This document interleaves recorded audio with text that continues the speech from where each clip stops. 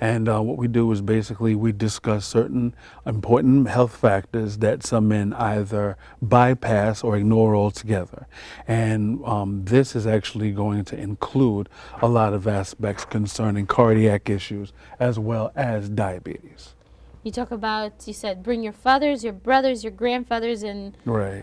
everybody of male species that looks good. So, so far, when you're trying to get people out, Right. what's been the biggest obstacle? The biggest obstacle, I think, is that people, especially people, I guess, born in our generation, do not know how to either voice their, I guess they don't know how to express their want to look for certain types of things that'll help them with their health, or they're so busy that it's not even a focal point. priority. Exactly. How do we make that a priority? What do you think our healthcare professionals, and along with our, I would even say politicians or people that are in the public eye, what can they do to kind of help you help the people that you're trying to reach? Well, I think they're starting out on a right foot now, because not too long ago, New York City, I believe it's HHC, Yeah. actually had a campaign to bring in adult males for prostate exams. Oh, I see. And I think what they used was very entertaining, of the fact that we don't like to go to the hospitals. Men ourselves, all types of men, Right. don't like to go to the hospitals unless, we're practically, in the ER for some mysterious reason. And they've actually got their campaign to gather all men to consider the fact that prostate cancer is something that, you really want to look into, to make sure that if you catch it while it's preventable, Right. that, that you take the important steps to, cure, or better yet, to, resolve this situation. I think as a whole, what we need to do is we need to realize that complications that come from diabetes start early. Start You very, mentioned very that it's early. 10 years prior to diagnosis. I would have to say, as a general, that it would be, I would say, within the 10 years. If you don't mind, I would like to talk about another program that we do. Oh, sure. Before you do that, I would love your take on how you explain to them the complications. Well, my approach, I pretty much was, born in a time where the best thing is, don't try to sugarcoat anything. You just tell Tell the how it is. truth. Exactly. Okay, so I want to And hear your verbiage and your words. basically, what I would tell people, which, pretty much ties in with the program I'll discuss later, is that these are the factors that take place. Okay. If you don't, maintain blood sugar, if you don't watch your A1C, if you don't take care of yourself, if you know that the foods that you're having, You're going to exacerbate the exactly, condition. as well as the activity that you conduct, is more harmful than good. If you're, very sedentary, excuse me, Sedentary.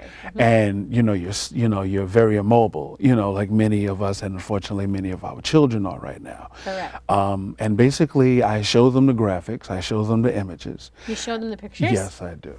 What, of an Yes, I ulcerated do. foot? Yes, I do. Of an eye that Yeah. has retinopathy? I have shown one of from our other program, which is called Living Without Warning.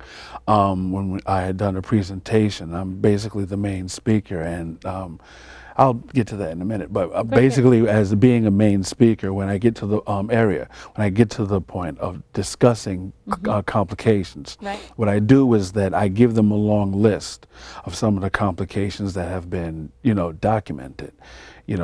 Something to look forward to. If Exactly, if you don't take I proper like it. care of yourself.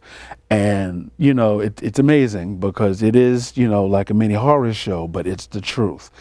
Some of the images that I do show are graphic, but, along I with... like it. I think that's a good approach. I think you got something really, really truthful, which is that's the key. Because what we've all learned is that, unfortunately, showing is better than doing, and sometimes action speaks louder than words. Great. So So you show them on sometimes the list. So what do you include? I include Complications with circulation, complications concerning vision, possible loss of digits or limbs. Nephropathy. Exactly. Nerve damage, Neuropathy. stroke. I include this and so many, so many other complications that when I go into a description of them, a lot of people, they do not want to hear it. But, it's just like when we were growing up as kids. There's certain things you don't want to hear from the teacher. There's certain things you don't want to hear from the parent. But as you grow older, you understand why you needed to hear these things. And I think coming from you as their peer and their brother and their colleague and somebody who's in the community is a lot better received. Exactly. So on average, within the month that you have done this, have the population of your attendees grown? How do you target the people to come? Is it somebody that refers them to you, or do you go in the community and just send out leaflets? How does it work? It's a little bit of both. We do have some recommendations from prior engagements, but when we go out into the public and we're speaking with, handing out flyers and leaflets and so forth and so on, we tell them that this is what it's for. And unfortunately, I hate to say it, it's like pulling teeth. So, we basically go with the recommendations that we have from other places. When I did a speaking engagement with the Living Without Warning program at LIU, downtown like it. Brooklyn, Sure. what really surprised me was the majority of the population there were, older youth, young adults. And we actually had a lot more people. We actually started from the health fair. And then from the health fair, we were given privilege to have the speaking engagement afterwards. And by what we were talking about during the health fair, we actually got a lot of young adults to come by. Once we started talking, I'll explain something part of the program, but once I started talking and describing certain things that you should look for in concerning nutrition and daily Like symptoms intake. prior to diagnosis? No, just the diet. Just the diet. Just the Okay. elements of the diet, just the factors of the diet. Everyday consumption. A lot of these young adults were surprised, and some of them were actually shocked. So tell me, what were they? Well, Yeah, have some water. Please do. Water's important. What they say, 8 to 10 glasses a day, right? exactly. What we put together and what I did concerning the speaking of the presentation was to provide, and this is one of the things that I think I had spoken with Dr. Sheridan, and she We had hope to brought have her it on to the you. show soon. Okay, and one of the things that I provided was a graphic breakdown Okay. of the glucose content, the sugar content of certain popular foods. For example. Soda. Oh, yes. that's Okay, the- everybody's favorite. that seems to be like a national heartbreaker when It you is. when you speak about it, Heartbreaker. and it showed each cube represented 4 teaspoons of sugar. So we were showing like 1 liter bottles of the famous brands, Right. and we were talking about 30 to 35 cubes. Wow. Of 4 grams each. Yes, and each person that looked they were just stunned. And towards the part of the group that actually, do their own cooking, do their own baking, we showed what condensed milk had. And condensed milk, I believe, the same 56 measurements grams of are sugar easily in 2 about teaspoons. 50, close to about 40 to 50. I wish I had it with me, but close to 40 to 50 cubes. And a lot of people were just stunned because when I did the presentation, it was close to Thanksgiving. Oh, Thanksgiving. Great. That was perfect. So they were making like pumpkin pies with the Exactly, condensed milk or exactly. some stuffing. And one of the graphics, one of the pictures themselves actually showed an average plate served for Thanksgiving. And I believe it contained about 14 cubes. Wow. Yeah. Well, another holiday we mentioned in the beginning of the show, Valentine's Day is coming, and that's going to be a lot of chocolate. Oh, so yes. hopefully people look for some good alternatives.